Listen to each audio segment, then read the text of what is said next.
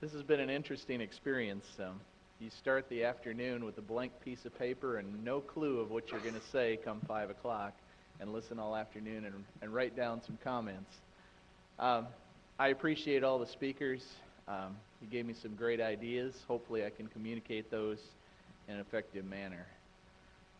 What I see as my charge here is, how can AFGC help you?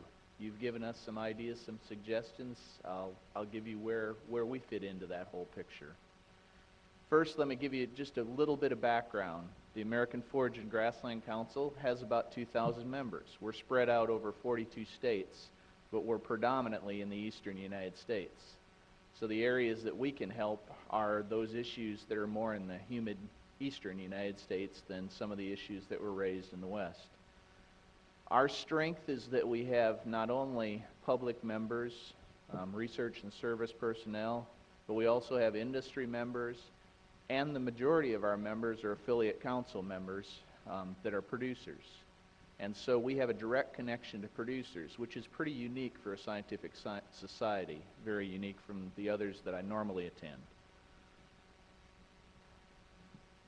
We are synergistic with SRM. SRM is located mainly in the western United States, and so between the two of us, we really cover a lot of the rangeland and grassland areas that we talked about today. We're a broad-based group in that we not only have grazers, not only pasture land folks, but also hay production, cattle, sheep, goats, dairy producers, working with warm season crops, cool season crops, legumes, and grasses. So where can we help? I see 4 areas. Communication is a big topic that was brought up here. Our society can provide direct connections to people on the land, the environmental managers that were talked about. And this is not just through our conferences. This can be direct communication to producers. And these producers are not just in affiliate councils and not showing up at meetings. They're in our leadership. They're in leadership of the affiliate councils. They're in leadership positions on our board. A third of our board is made up of producers. Our president every 3rd year is a producer. So it's not all people that are in the choir. Some of our membership, not me because I'm with ARS, but some of our membership can communicate with Congress and also with the general public. We need to be more effective in our communication with the general public. I think right now we're more effective in our communication with Congress. We have a good director of legislative affairs, Bill Tucker, who's been very effective in specific cases. We also want to work on helping our producers be more effective in dealing with Congress and with others. One way that we try to get producers to learn how to be more effective in presenting their program is a forage spokesperson contest that will go on this week. And some of those people can become very good advocates for the forage industry. Second way that we can be helpful is through networking. This is at our conferences. Quite frankly, the best interactions that occur in the hallway after the talks or in the bar. This is actually a good room here because you not only have a hallway there, you have a bar right there too, so this should be a very effective communication place. Friendships increase the effectiveness of that communication. As you get to know people at meetings, it's easier to talk with them. You know somebody who knows somebody who knows somebody, and you can really get the answers that you want. This can be people in different agencies, universities, companies, producers, interdisciplinary partnerships. Exactly what we're talking about. Third way I think that we can be helpful is to evaluate the effectiveness of agency programs. Members of AFGC are already doing this in some various agencies. Oscar reviews that I'm very familiar with in ARS. Some of our members are involved in reviews of forage national programs. Our society can be a source of access to other people, such as producers, that could also be helpful in reviewing Oscar programs or reviewing other programs through other agencies. The SEEP program that was talked about, Conservation Effects Assessment Program, during this meeting we've had discussions about AFGC getting involved in the pasture land assessment and the literature synthesis of that, and I know SRM is already involved in the literature synthesis with SEEP. We are all about science-based decisions, and so it's easy for us to get involved on support for science-based decisions. That's what we're about. That's what our society is about. So we can help set priorities in this area of limited resources. And finally, the fourth item that I'd like to talk about is training. Certified grassland professionals. We've talked about certification programs. That's a program run with AFGC through a memorandum of understanding with NRCS. We'd like to see that become more active. We'd like to have more certified people. It's a good program so far, but it's in its beginning stages, and we'd like to see more certification of people out in the field. Our Young Scientist competition gives an opportunity for training of young scientists, getting them out there, hopefully forestalling the brain drain. I think that's an area that needs more work. We try to learn from SRM in terms of working with youth. I mean, you see all the youth running around here, those are mainly SRM folks, and AFGC needs to learn something from that in terms of getting out with the youth, be it at 4-H level, high school level, college level. We need to develop more training opportunities, and we're working on some of those and talking about some of those, such as advanced grazing schools for producers on a higher level than some of the things that are already done on the state level. And also advocacy training for 4-H leaders, be it the 4-H spokesperson or be it some other people out in the field, because that's what this industry needs, that's what agencies need, and that's what we all need. And those are the points that I brought out from our discussion today, so thank you very much.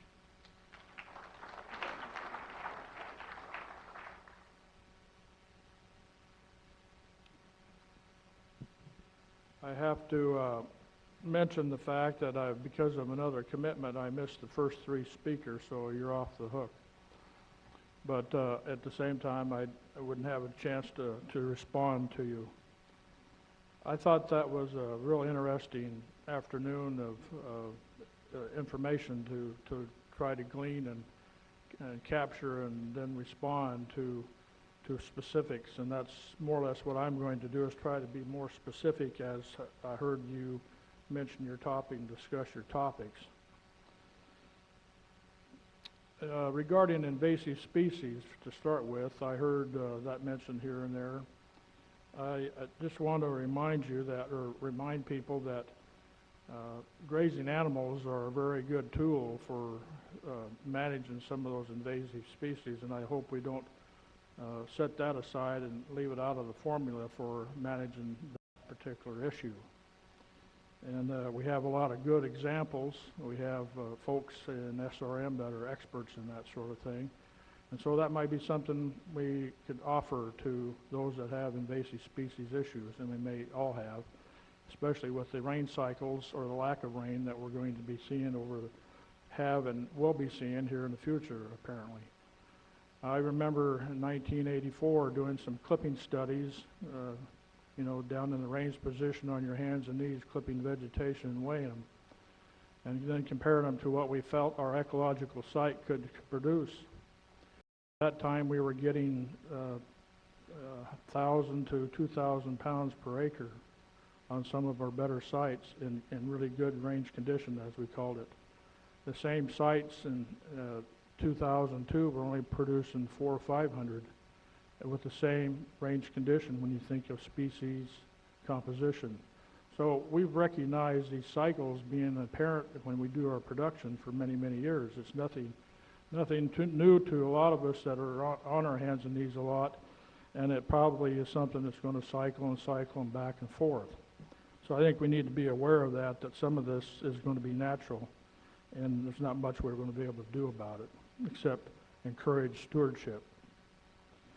I heard Bud mention some things, Bud Cribley, and something about educating the public on what their issues are.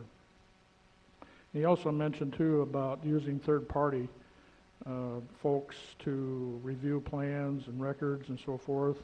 But I would encourage you to, when that happens, if there's a rangeland situation or issue that's involved, that you look at our certified people, both CPRMs and our certified range management consultants, if that's maybe another avenue for using people that already have the certification or set up for assisting agencies, landowners, and everybody else, and the other agencies as well, other than just BLM.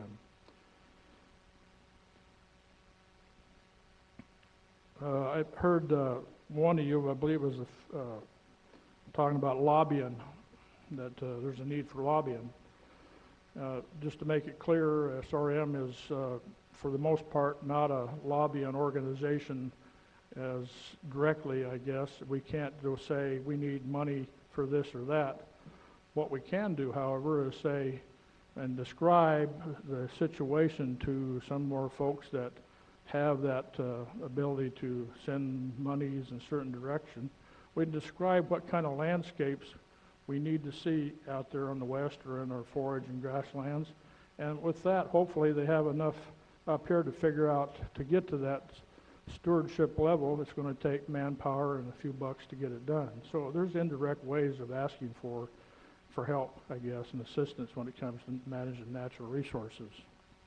And that's the way we need to do it and can do it. Education. I've been asked by folks in our membership with the agencies specifically, this is a little bit off the side, but you've talked about education. The question they ask is, are the university systems providing the kind of education that our natural resource managers need for today's issues and challenges? I can't answer that, but I think that's an interesting question that the agencies are asking that question.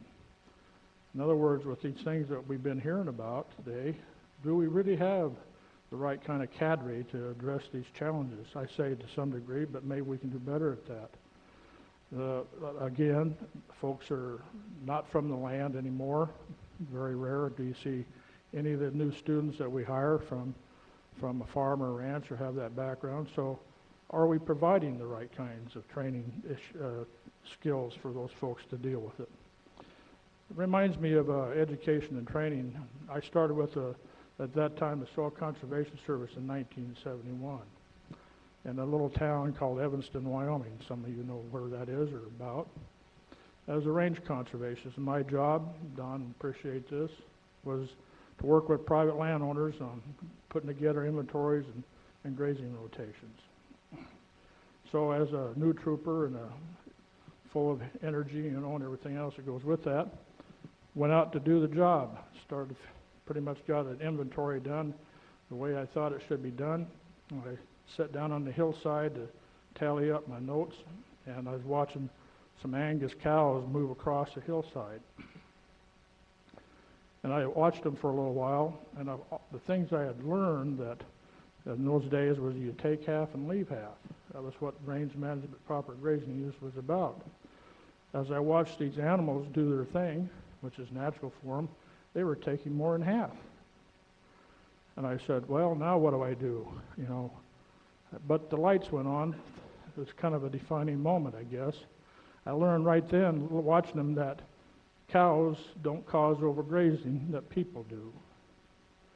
So I sort of shifted my thinking toward, I've got to learn how to get better communication skills and a way to be able to get in the heads of these people that are managing these livestock.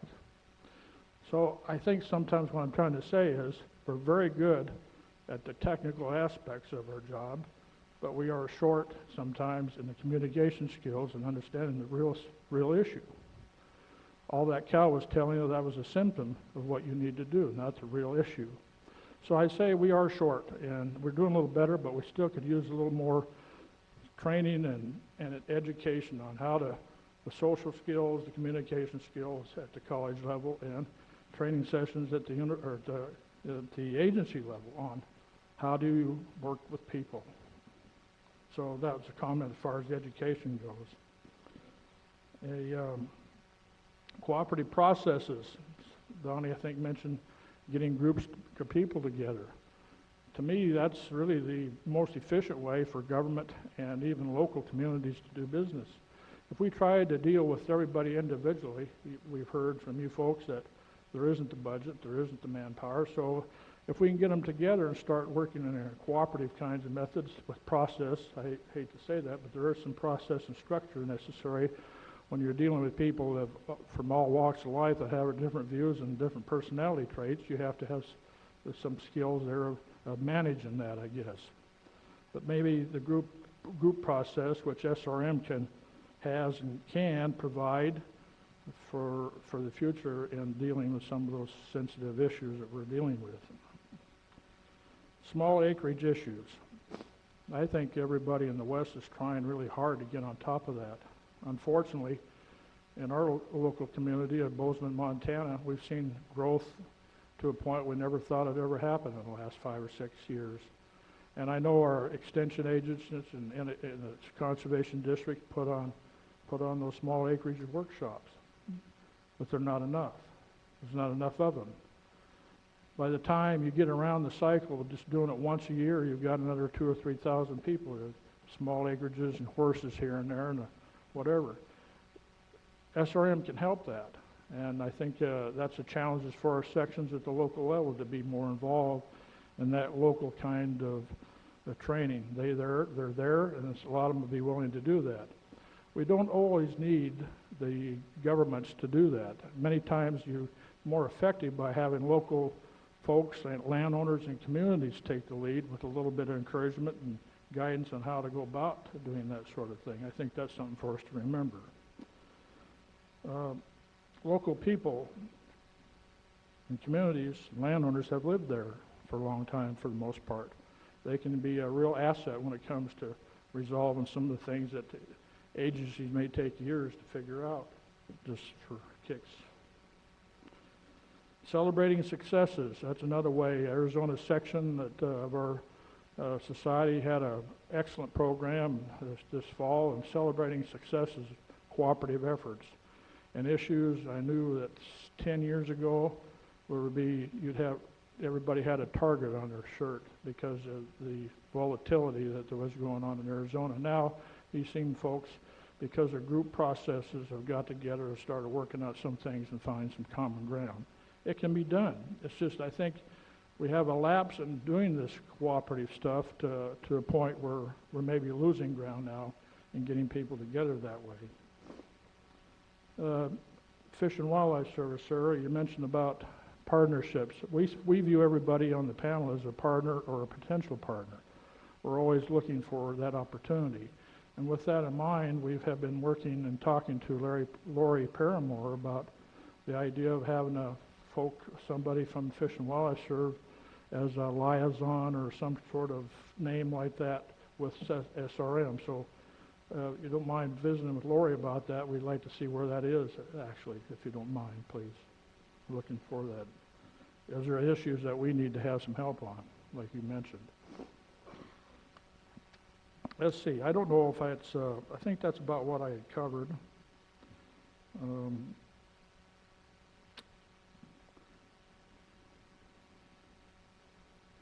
think so. Appreciate it very much. And that was an excellent exercise. We're glad that we were able to together bring this kind of a forum to you in the afternoon. And we always try to, I'm sure Gary and his crew do every year, to bring something similar to this to our meeting for dialogue. So thank you very much.